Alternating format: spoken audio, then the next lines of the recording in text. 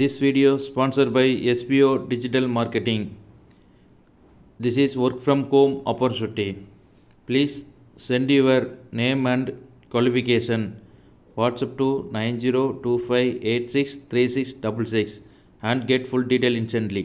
Skip பண்ணாதீங்க. பெரிய தப்பு. தினம் ₹300 சம்பாதிக்க அரிய வாய்ப்பு. இன்ஸ்டாகிராம், ஃபேஸ்புக் பயன்படுத்த தெரிந்தால் போதும். Content post and content publishing மூலமா தினம் ₹300 சம்பாதிக்கலாம். இந்த வேலை செய்ய 5 நிமிடம் போதும். Work training support, group communication support, all language customer live chat support, முக்கியமா சொந்தமா ஒரு பிசினஸ் ஸ்டார்ட் பண்ற அளவுக்கு உங்களால கற்றுக்கொள்ளவும் முடியும், சம்பாதிக்கவும் முடியும். இந்த வேலை வாய்ப்பு வழங்குவது 5 வருடத்திற்கு மேல ரன் ஆகிட்டு இருக்க நம்ம தமிழ்நாட்டு company school of business organisation private limited. மேலும் விவரங்களுக்கு டிஸ்கிரிப்ஷன்ல கொடுத்திருக்க நம்பருக்கு வாட்ஸ்அப் பண்ணுங்க.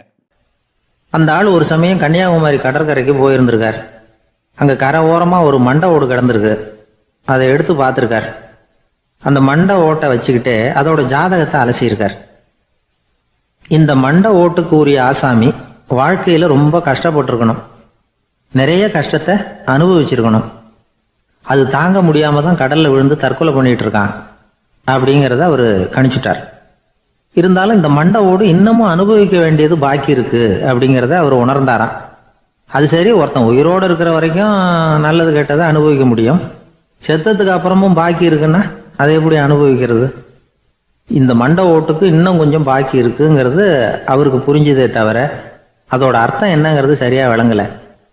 சரி, இதை இன்னும் கொஞ்சம் விவரமாக ஆராய்ச்சி பண்ணுவோம் அப்படின்னு நினச்சிக்கிட்டு அதை தன்னுடைய வீட்டுக்கே எடுத்துகிட்டு போயிட்டார்.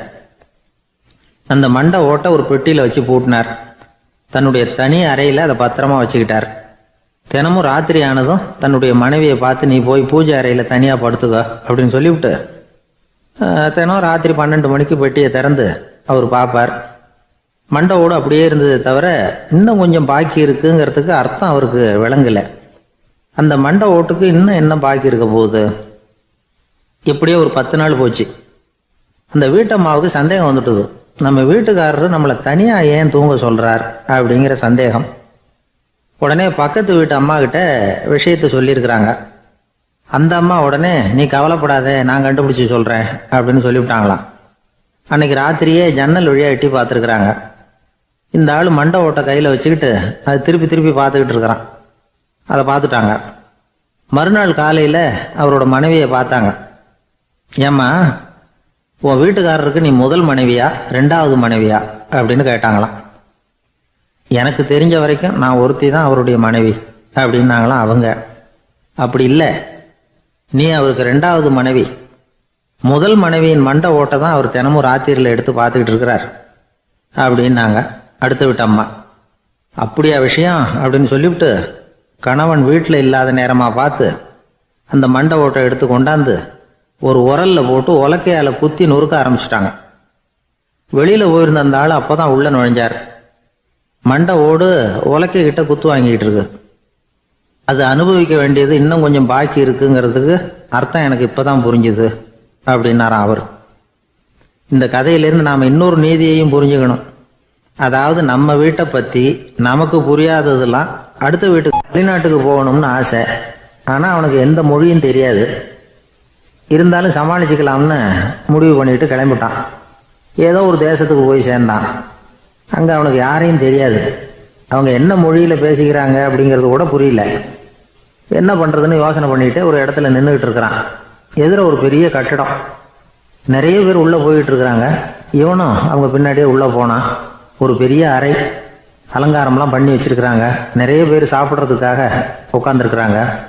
இவனுக்கு நல்ல பசி, அதனால் இவனும் உட்காந்தான். சாப்பாடு போட்டாங்க, சாப்பிட்டான். அன்பான உபசரிப்பு.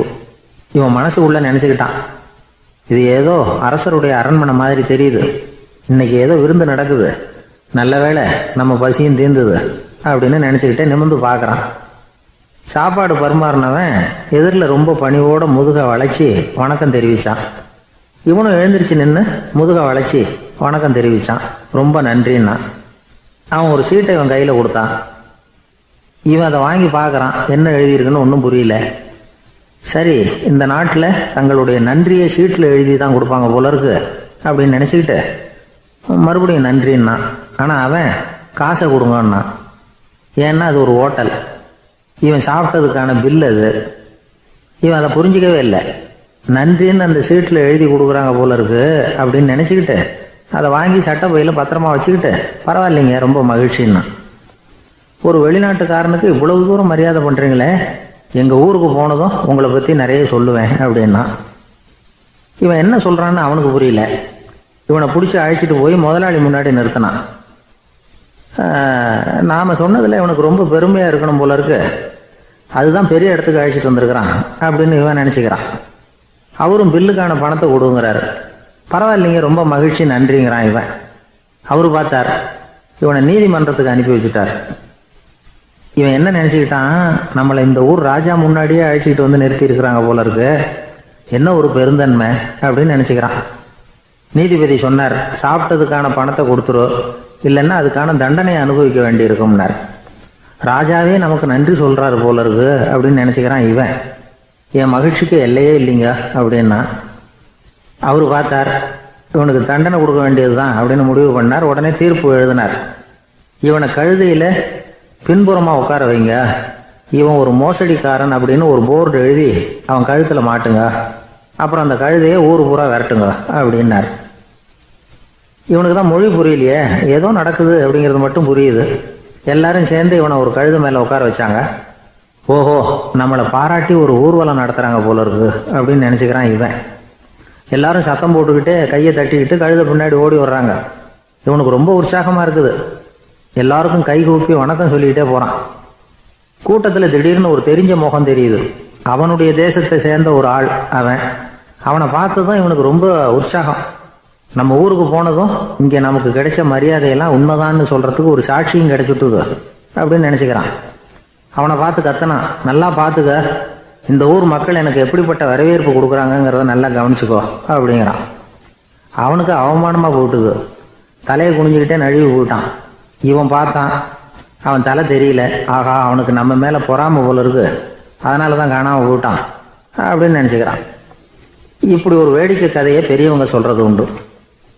கதை வேடிக்கையாக இருந்தாலும் இதில் உள்ள